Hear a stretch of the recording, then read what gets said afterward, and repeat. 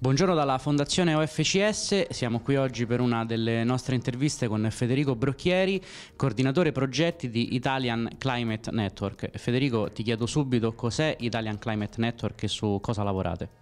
Italian Climate Network è un'associazione di cittadini, aziende, imprese e altre ONG che vogliono contribuire a un cambiamento di quello che è il clima a livello globale. Come farlo? Lavorando su più livelli, quindi sicuramente andando ad incidere sulle politiche a livello nazionale, ma anche cercando di contribuire tramite l'Italia ad un cambiamento a livello europeo e poi globale. Allora, Federico è un giovane ingegnere laureato da poco che adesso, tra l'altro, ecco, biograficamente ne parlavamo poco fa, sta scegliendo anche altre strade accademiche. Il tuo percorso si inserisce in quello che viene oggi definito il percorso, diciamo, del climate change. Cosa racchiude questa sigla? Beh, i cambiamenti climatici sono sicuramente una delle questioni oggi più importanti a livello globale. Io ho iniziato ad occuparmi di queste tematiche alcuni anni fa, quando ho avuto per la prima volta la possibilità di partecipare in maniera diretta ad una delle conferenze delle Nazioni Unite sui cambiamenti climatici e dopodiché ho deciso di proseguire indirizzando anche quello che è il mio percorso di studio, approfondendo le tematiche in oggetto, studiando ingegneria per l'ambiente e il territorio. Detto questo, quest'anno appunto siamo in un anno un po' cruciale per quello del cambiamento climatico che, come molti sapranno, insomma, rappresenta quel fenomeno per cui attualmente il pianeta sta attraversando una fase di riscaldamento dovuta all'intervento dell'uomo. E quindi bisogna necessariamente porre rimedio a questo trend attuando politiche ambiziose sia a livello locale che nazionale che globale. Federico è e spero sarà, insomma, nostro contributo. Ha già pubblicato alcuni articoli, lui ha già una ottima produzione scientifica, almeno da ricercatore mi sento di poterti dire questo. Federico, appunto, come diceva, partecipa spesso a queste conferenze. Vorrei sapere da te qual è la struttura proprio di queste conferenze, no? Dai tuoi articoli abbiamo letto di COP, pre-COP, eccetera, e di un'altra serie di iniziative. Come funziona a livello globale, diciamo, questo, non so se vuoi chiamarlo movimento, insomma, dagli una definizione tu. Ma le conferenze delle parti appunto sono delle grandi conferenze a livello globale che si tengono su base annuale a partire dal 1992, quando in occasione del famoso Summit della Terra di Rio venne creata la Convenzione Quadro delle Nazioni Unite sui cambiamenti climatici. Quindi a partire poi dal 1994 ogni anno si riuniscono le parti, appunto nella conferenza delle parti, che aderiscono a questa convenzione. Si tratta in totale di circa 195 paesi che cercano di anno in anno di raggiungere degli accordi vincolanti per contrastare le emissioni di gas serra e conseguentemente cercare di limitare l'aumento di temperatura media globale. In particolare sicuramente di questo processo ricordiamo alcune tappe significative. Dopo l'inizio di questo percorso a Rio, sicuramente la tappa più nota è stata la conferenza di Kyoto, quindi la COP3, nel corso della quale venne poi raggiunto la base dell'accordo per il protocollo di Kyoto. Successivamente ci sono state però alcune défaillance che hanno portato purtroppo questo accordo a non raggiungere tutti gli obiettivi che si pensava, si sperava si sarebbero raggiunti e questo ha portato ad oggi purtroppo ad una situazione in cui si è fatto certamente qualcosa, si sono fatti dei passi avanti ma non sono ancora abbastanza ed è il motivo per cui quest'anno si attende la COP21, il che significa purtroppo che siamo ormai al 21esimo anno di queste conferenze. Diciamo il 21esimo anno del tentativo, potremmo dire. Sì, potremmo vederla anche in questo modo. Chiaramente, come dicevo prima, non è che non sia stato fatto nulla in questi 21 anni, appunto il protocollo di Kyoto, per quanto non abbia risposto appieno alle sfide globali del cambiamento climatico, sicuramente è stato significativo per certi aspetti. Vi è stata effettivamente una riduzione delle emissioni da parte di alcuni paesi, penso su tutti l'Unione Europea, che ha effettivamente rispettato quelli che erano i propri impegni per il periodo di impegno del protocollo di Kyoto. Non si può dire lo stesso per altri paesi che non aderivano a questa piattaforma, basti pensare agli Stati Uniti che inizialmente sembrava avrebbero aderito e poi decisero di non farlo. Stesso discorso vale per i paesi che all'epoca, 20 anni fa, venivano considerati come paesi in via di sviluppo e che nel frattempo però hanno chiaramente conosciuto una crescita economica e delle emissioni non indifferente. Primo su tutti sicuramente la Cina, seguita anche dall'India e da altri paesi, grandi paesi in via di sviluppo. Quindi sicuramente il contesto è molto complesso. Come dicevo, appunto, qualcosa è stato fatto. Quest'anno per la prima volta bisognerà raggiungere a Parigi un accordo che coinvolgerà tutti. Questa sarà la grande novità. Appunto, mentre con Kyoto si aveva una contrapposizione fra i paesi sviluppati e quelli in via di sviluppo che non erano chiamati ad intraprendere misure concrete, quest'anno per la prima volta avremo un accordo che coinvolgerà tutti. Quindi una sostanziale novità sulle modalità. A proposito dei Ciotti chiedo due cose, una simpatica, nel senso credo che tu sia sempre su un aereo fondamentalmente, e la seconda è invece questo cambio di modalità mi fa venire in mente una cosa, questo tipo di negoziazione che ormai va avanti dal 1992 abbiamo detto, secondo te è l'unico modo possibile di negoziare o ci sarebbero altre modalità, soprattutto magari portate dai giovani ricercatori come te o da vogliamo dire una nuova ondata, non so se c'è, se esiste, se c'è un modo già di vedere per il futuro di riformare questo tipo di convenzioni? Allora, in primis per quanto riguarda gli spostamenti, chiaramente si cerca di limitarli al minimo. Uno dei motivi principali che spinge me e anche le altre persone della mia associazione a seguire costantemente questi negoziati è quello che crediamo sia fondamentale trasmettere all'opinione pubblica il fatto che queste conferenze sono effettivamente importanti. E la nostra mission partecipando a questi negoziati è principalmente proprio quella di fare da ponte fra il mondo scientifico negoziale e l'opinione pubblica per cercare di raccontare quello che accade a questi negoziati in una maniera che sia accessibile anche ai non addetti ai lavori. Crediamo sia importante perché, come dicevo, spesso i risultati tardano ad arrivare da questo processo e capita spesso che magari anche a livello di media, nei mezzi di informazione, passi un po' l'idea che questi negoziati siano inutili o che non portino ad alcun risultato, e questo spesso provoca un po' di scetticismo da parte dell'opinione pubblica proprio nella fiducia sulla reale utilità di questi negoziati. Quindi partecipiamo perché crediamo sia molto importante farlo, oltre che per appunto fare informazione, anche per fare delle proposte concrete, alcune delle quali sono state anche riconosciute. Detto questo, relativamente all'altra domanda, non c'è dubbio che questo processo non sia perfetto. Come dicevo, praticamente siamo alla 21esima conferenza, che praticamente hanno la mia stessa età, per cui fa effetto pensare che per tutta la generazione di ragazzi che come me si sono occupati di questi temi in maniera costante negli ultimi anni, appunto fa effetto pensare che praticamente questo processo esiste da quando siamo nati e ancora non siamo arrivati alla soluzione. Detto questo, al momento io non vedo altri strumenti analoghi in grado di sostituire questo processo, che è un processo multilaterale molto complesso ovviamente, ma che sembra attualmente l'unico modo per avere tutti i paesi a livello globale impegnati in un percorso comune condiviso. L'altra strada potrebbe essere quella di accordi bilaterali fra i vari paesi, che però rendono le cose molto più complicate, soprattutto poi per avere un'uniformità fra gli impegni, gli standard dei vari accordi. Quindi io credo che appunto questo processo debba assolutamente essere migliorato e che fino ad oggi non abbia consegnato ciò che doveva consegnare. Non è detto che ciò non avvenga nei prossimi anni, però appunto al momento di alternative concrete, pronte, mi sembra non ce ne siano. Senti, prima di andare su delle considerazioni finali anche critiche, no? Io immagino, diciamo, questa serie di delegati più o meno istituzionali che vanno, insomma, in queste conferenze. Come funziona la giornata tipo? O meglio, più che la giornata tipo, proprio come funziona il processo di proposta e poi di decisione? C'è un paese che presenta una mozione, più paesi presentano una mozione, iniziative singole, a seconda di chi le presenta magari c'ha un peso ovviamente più o meno diverso, c'è una votazione all'unanimità, non all'unanimità? Allora, come dicevo, è sicuramente molto complesso anche immaginarlo come negoziato.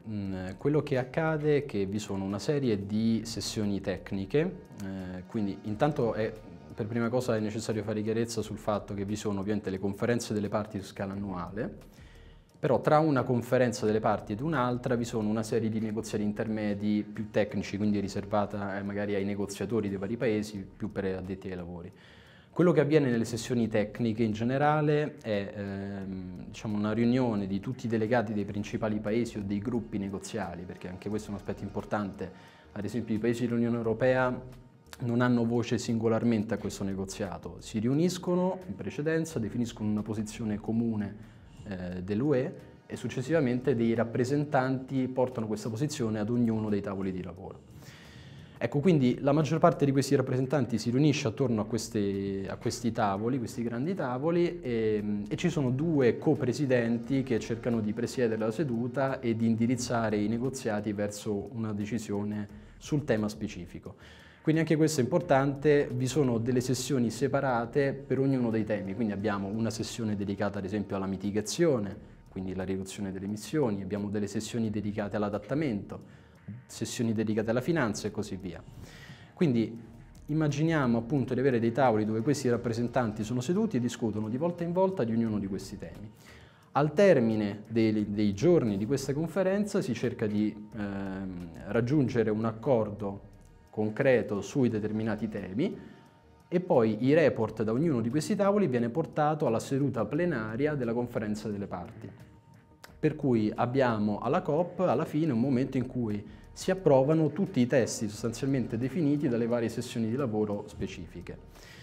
Quindi questo è come funziona dal punto di vista pratico. Dal punto di vista delle decisioni, in teoria questo processo è un processo che prevede le decisioni per consenso.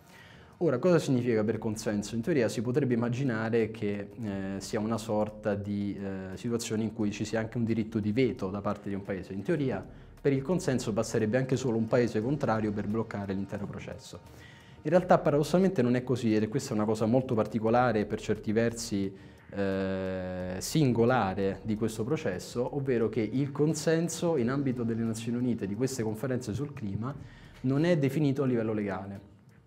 Ovvero è a discrezione di ogni singolo presidente della COP ogni anno dichiarare se vi sia consenso o meno, per cui abbiamo avuto episodi, ad esempio ricordo nel 2012 alla COP18 di Doha, in cui il presidente cominciò ad approvare tutti i documenti nonostante il parere assolutamente contrario da parte del delegato russo, che si alzò, andò davanti al banco alzando la propria bandiera davanti al presidente, che mantenne tutto il tempo la testa abbassata, ignorando e dicendo non sento obiezioni, approvato.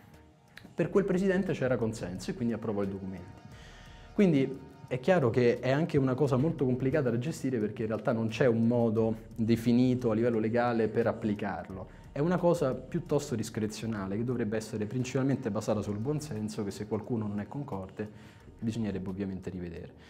Quindi ecco, questo è un po' come funziona, e parallelamente a tutte queste sessioni negoziali dobbiamo immaginare che alle conferenze delle parti ci sono anche i rappresentanti della società civile, ci sono anche quindi giovani rappresentanti delle grandi associazioni ambientaliste che cercano di fare il possibile per convincere i negoziatori tramite azioni dimostrative, tramite documenti da sottoporre ai delegati, di convincerli ad adottare delle misure che siano concrete ed ambiziose per contrastare i cambiamenti climatici. Ok, due ultime cose proprio, Federico. La prima, cosa cambieresti immediatamente? E la seconda, appunto, quali sono le prospettive future sia a breve termine che a medio-lungo termine? Allora, partirei dalla seconda. Scusami. Le prospettive, diciamo, future, secondo me a medio-lungo termine vedono sicuramente questo dicembre a Parigi raggiungeremo un accordo. Questo accordo sarà sicuramente legalmente vincolante. Il problema è capire quanto questo accordo sarà ambizioso. Quindi sappiamo sicuramente ci sarà un accordo, perché ovviamente è impensabile uscire da Parigi dopo tutto questo lavoro anche per promuovere questa conferenza a livello mediatico e organizzativo. Tuttavia bisogna capire se ci saranno i tempi tecnici per arrivare ad un accordo che sia ambizioso veramente. Quindi secondo me la prospettiva a medio termine è quella di avere un accordo a Parigi che purtroppo non risponderà ancora a livello quantitativo agli obiettivi posti dalla scienza, che sono di mantenere l'aumento di temperatura al di sotto dei +2 gradi, perché al momento sulla base degli impegni presentati siamo proiettati tra i 3 e i 4, Però l'obiettivo è quello che ci aspettiamo come addetti ai lavori, è quello di arrivare ad un esito della conferenza che veda una struttura molto solida e che preveda soprattutto dei meccanismi cosiddetti di compliance e tutta una struttura che permetta di monitorare in maniera trasparente gli impegni dei vari paesi. Quindi questo come primo obiettivo in realtà sul breve termine. A medio termine questo nuovo accordo entrerà in vigore dal 2020. Quindi nei prossimi 5 anni bisognerà fare tutto il possibile per cercare di colmare i livelli di ambizione che a Parigi saranno ancora al di sotto di quelli necessari. Quindi sul medio termine noi avremo questo periodo di impegno che durerà dal 2020 al 2030, che dovrà cercare appunto di rispondere agli obiettivi della scienza. Abbiamo 5 anni da qui all'entrata in vigore per renderlo adeguato. Sul lungo termine, qui ovviamente la palla passa diciamo un po' alla volontà dei leader. Scusa, ti interrompo, Sì. In realtà a lungo termine, ma già abbiamo parlato del 2030, quindi... Sì, diciamo attualmente ci sono anche discussioni ancora più ambiziose, ad esempio qualche mese fa c'è stato l'esito del G7, se non sbaglio, che ha parlato addirittura di una decarbonizzazione completa a livello dei paesi appunto aderenti al G7 entro la fine del secolo, quindi addirittura si sono cominciati a porre degli obiettivi ancora più a lungo termine. E questo è importante perché se si vuole avere una visione a lungo termine che consenta alle città, alle regioni, alle imprese, ai gruppi di investimento di programmare le proprie politiche a lungo termine, pensiamo alle grandi compagnie che magari fanno una pianificazione su scale di 30 anni, è importante far capire qual è la direzione in cui il mondo e in cui i paesi si muovono e si muoveranno. Quindi ci sono già degli obiettivi non solo per quello che riguarda questo periodo di impegno in maniera concreta dal 2020 al 2030, in cui ci saranno proprio dei target specifici, ma ci saranno poi degli obiettivi orientativi sia al 2050 che alla fine del secolo, e questo mi sarebbe importante. Per quanto riguarda invece l'altra domanda, ovvero cosa cambierei subito è la gestione di questo percorso che nel 2015 sta portando a questo accordo, perché a mio parere i due co-chair, che sono le persone che stanno gestendo il negoziato verso Parigi, hanno fatto una scelta all'inizio di quest'anno molto azzardata, che per spiegare insomma dovremmo probabilmente scendere troppo nei dettagli tecnici, ma in poche parole hanno consentito all'inizio di quest'anno la riapertura del testo approvato l'anno scorso a Lima, provocando una crescita del testo, grazie alle proposte dei paesi che sono state incluse, da 37 ad oltre 80 pagine. Questo ha creato delle difficoltà a livello tecnico ed organizzativo enormi, perché ci siamo ritrovati con un testo che non era più un testo coerente, ma un aggregato di paragrafi proposti dai vari paesi che non aveva veramente un senso, e questo ha rallentato tutto il processo negoziale nel corso dell'anno. Quindi una cosa che cambierei subito è il modo in cui questo viene gestito, e la prima cosa che farei a Parigi è convocare i ministri e i capi di Stato subito. C'è una tradizione alle COP di convocare i capi di Stato durante gli ultimi giorni per prendere le decisioni finali. Secondo me quest'anno bisognerebbe fare il contrario, bisognerebbe chiamare i capi di Stato subito per consentire loro di prendere le decisioni politiche importanti immediatamente, e lasciare poi spazio ai negoziatori, una volta quindi eliminate dal testo tutte le opzioni differenti, divergenti da queste decisioni politiche, per raffinare il testo a livello tecnico ed arrivare ad un testo di un accordo di Parigi concreto. Ok, allora Federico Brocchieri ci ha fatto una lunga e anche molto precisa panoramica su quelli che saranno i prossimi movimenti, quindi a livello di climate change, di COP, eccetera.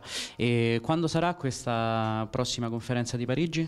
La conferenza di Parigi si terrà dal 30 di novembre all'11 di dicembre, appunto presso Le Bourget, che è un aeroporto a nord di Parigi, ovviamente in disuso per l'occasione, e che vedrà la partecipazione di oltre 25.000 delegati, quindi sarà una conferenza anche abbastanza imponente nei numeri. Tu ovviamente sarai tra i 25.000 inviati? Sarò tra i 25.000 e speriamo di riuscire a dare un contributo concreto sia alle varie proposte specifiche che anche in termini di sensibilizzazione dell'opinione pubblica a livello nazionale. Abbiamo visto gli aspetti critici, quindi attenderemo quindi il report da Federico a questo punto a metà dicembre, pressappoco, insomma quando tornerai, quindi continueremo a leggere sulle pagine internet del nostro sito www.fcs.eu. Ringraziamo Federico, ci aggiorniamo per prossimi contributi e magari pure per un'altra intervista dopo Parigi, magari vedremo se questi spunti critici poi sono stati più o meno risolti, perché anche tu insomma hai, da quello che traspare, una visione possibilista ma ovviamente ancora molto critica. Quindi ringraziamo Federico Brocchieri, qui da OFCS per oggi è tutto, vi salutiamo con questa nostra prima intervista. Ancora buongiorno.